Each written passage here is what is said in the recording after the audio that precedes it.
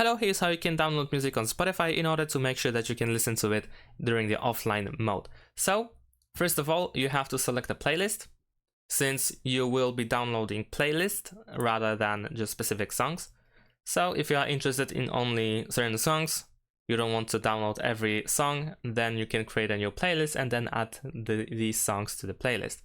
So nevertheless, go to any of your playlists. It can be your playlist, it can be liked songs, it can be any playlist made by someone else. It doesn't matter as long as it is a playlist. In these playlists, you should find this download button over here, and if you click on it, you should be able to download all songs that are included in that playlist. And of course, you need to have premium in order to use this feature. And if you have this feature, if you have premium and you have access to this feature, you should start downloading every song that is in the playlist. And then if you are offline, you don't have access to the internet, then you should still be able to use Spotify and listen to these downloaded songs. And that's it. Thanks for watching. Leave a like and subscribe to my channel, and see you in my next videos. Bye.